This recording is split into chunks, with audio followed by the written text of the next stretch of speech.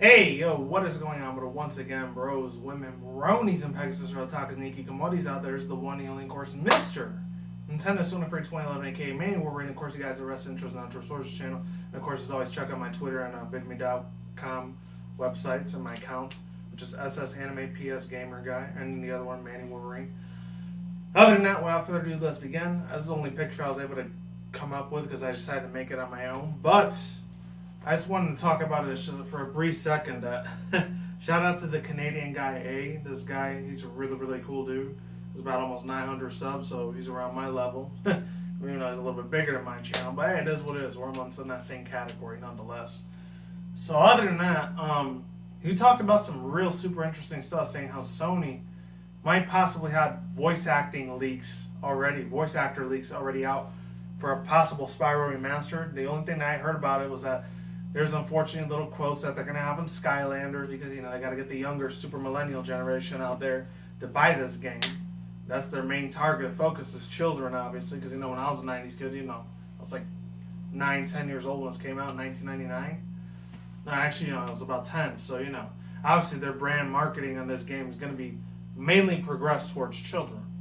So, I don't have no problem with that at all whatsoever. I used to enjoy the crap out of it when the old school Rayman, the old school Crash Bandicoot, and old school Spyro the Dragon, Gex the Gecko, Croc, Ape Escape, you name it, they had it when it came to those type of gaming at that time. Granted, it was a lot more of a bit different industry in the gaming industry. I was still a young little baby at that time. Even though, granted, I don't know how it was in the 80s because, I wasn't born until like 89, but holy shit, man. It was a whole other time period for the gaming industry compared to like the mid-late 2000s. That's when a lot of FPS stuff started getting real famous. So I'm not going to lie, there were a few first-person shooter games in the 90s. They just weren't really a huge-ass thing. It was more of like a smaller demographic compared to how ginormous as hell the demographic is for that shit now. It's absolutely cataclysmically huge as hell compared to how it was back in those days. And unfortunately, the tables have turned. There's probably at least a good 100,000 other people that love platformers games just such as I do. But it is what it is.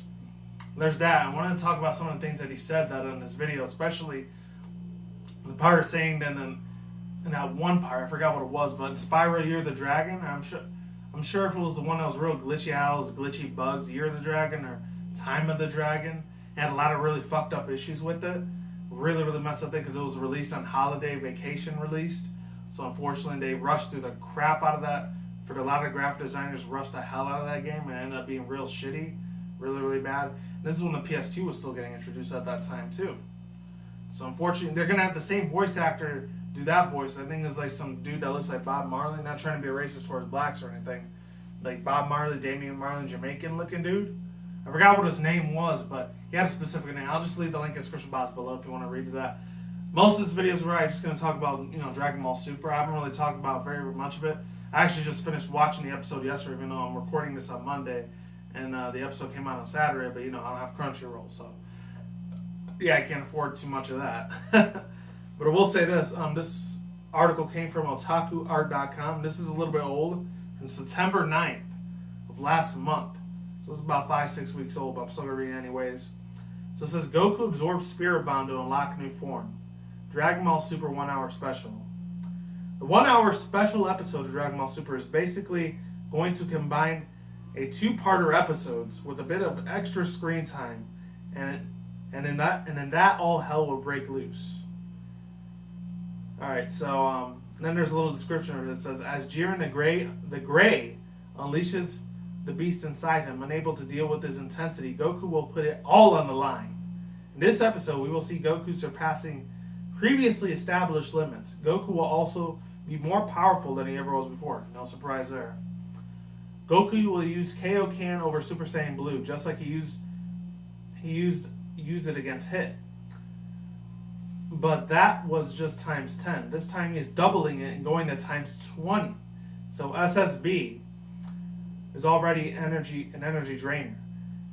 And when you can put Kaioken over that, it drains almost everything. And when you do it over 20 times more aggressively than ever before, you are literally going to give everything. It says, so, Goku, after multiplying his Super Saiyan SSB powers, aka their Super Saiyan Blue powers, over 20 times must be able to take down Jiren. Jiren or Jiren? I think that's what it was. Down, right? Right? Well, as it turns out, nope. Even though it is going to be enough to take down Jiren the Grey, the one mortal that is probably going to be stronger than the God of Destruction. Where does this leave Goku? So, it was likely mentioned to us before that SSB, Kaioken times 20, is putting it all on the line. Kaioken specifically puts a lot of stress on the body and, in a sense, starts destroying it. We saw Goku use Kaioken for the first time when Vegeta was in Super Saiyan Saga. Obviously, I definitely remember that. That's when I automatically fell in love with that character. He was such a badass when I was a 90s kid. Holy crap. That's why Vegeta was always my number one favorite character next to either Trunks and probably mine from the original Dragon Ball series. The one that used to work with Emperor Pilaf and stuff, mine. You're a hardcore Dragon Ball junkie fan like I am, you know what the hell I'm talking about.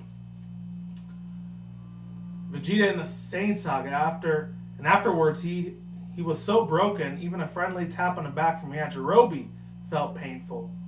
Most recently, he seriously used it up for his prolonged time against Hitman Hit in the latest tournament. And afterwards, his body... that's weird.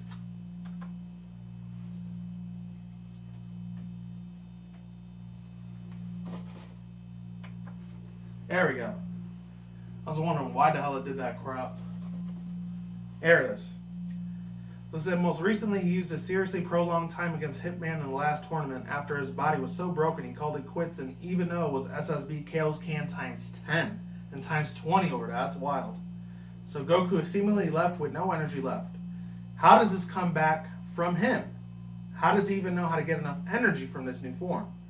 Now from a different promotional martial material reveals, we know that the fact that Spirit Bomb, otherwise known as, I can't even say that thing in Japanese. I'll try to attempt it, but no offense to anyone that's Japanese that knows English. Try not to make funny of race in this. I swear to God, I'm not. It says Genkai Dama. Genki Dama? Or in Japanese stereotype, Genki Dama.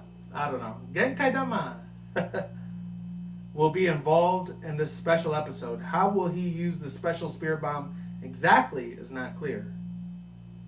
And this is going to be a long-ass article. You guys can read the other half on your own. Overall thoughts, views, and opinions on that, though. I did hear a shout-out to Tokyo Source, by the way. That's mostly where I get a lot of my anime news feeds from. What's trending in Japan, what's the hottest thing over there that's going on over there. Shout-out to the man. He definitely knows how to make his content very, very professional and very, very perfection to the T. Absolutely, tremendously amazing. Amazing work on the man. Shout-out to that dude. I will say this. The two things that really, really caught me when he talked about in his video, I'll leave the link to his video down below in the cards on the side if you want to see it in your own, was that you have to have pure of heart in order to use the Spirit Bomb, in order to gather energy from all the other living beings across the universe. Pretty weird ass shit, I know. It gets a lot of stuff I really don't agree with IRL in real life, like astrology, New Age science, Scientology, shit like that, yoga stuff. I don't really agree with that sort of thing IRL. But since this is anime, I'm totally gonna agree with the hell fucking yeah. I will say this, yeah. They said that he had a second form after that, and he's pure red, and then he shows one of his eyes or whatever. He comes out into the red, and he goes back into his form in a silhouette. That's another thing that Tokyo Source said really, really struck to me. It's very intriguing, very fascinating as hell. Absolutely, tremendously, very, very fascinating. A very, very, really good concept that he came up with there. Because I had no idea. I wasn't even paying attention to that when I was watching the anime, the episode series when Goku was getting the shit almost kicked out of him by Jiren, the one dude that looks like a super alien or whatever. Other than that, my God, he's almost as stronger as one of the gods of destruction. And that is very, very much telling a lot. That's saying more than a handful. I'm going to tell you that very much from my own perspective review. And the silver hair looks cool as shit. Not gonna lie, even though it looks a little bit more of a downgraded version of Super Saiyan because it's not blonde or blue or red like Super Saiyan God was. It's a silver now. This is a fourth color that he has so far. You want to tally that up in your own time, you're more than welcome to. Be my guest. Aside from that, another thing that he talked about, the reason that the Spirit Bomb didn't destroy him because he was still pure of heart. When it didn't, when Jiren pushed it back against him, when he tried to use another, red laser beam square 3D 4D like energy blast or whatever on Goku. It had no effect on it at all. This man is overpowered as hell, man. Honestly, he is. And he's starting to become more my favorite character. This guy, this little gray alien dude, Jiren. He looks like an super steroid buff version.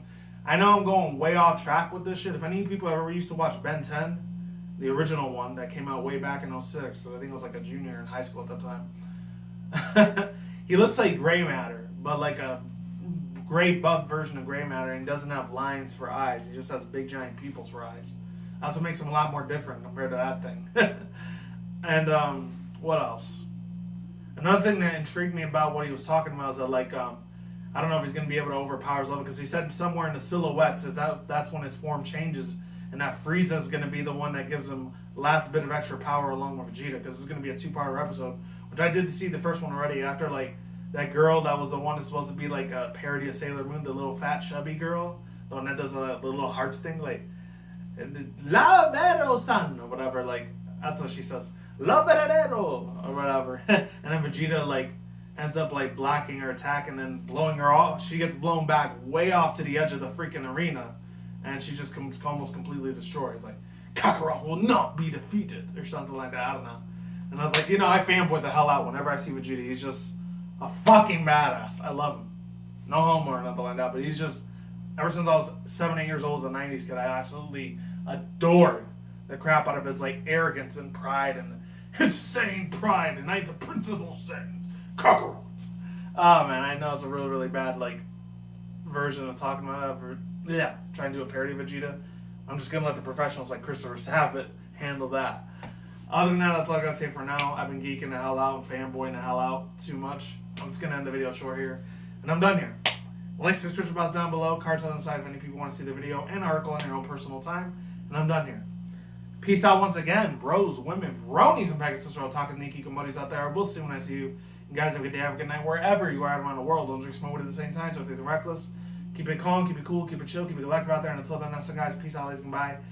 And stay in the grind, stay healthy, be do it yourself. Peace out, Molly Sauerkraut. I'm gone and getting out of here. Stay tuned more future content on this channel. Stay tuned more updates.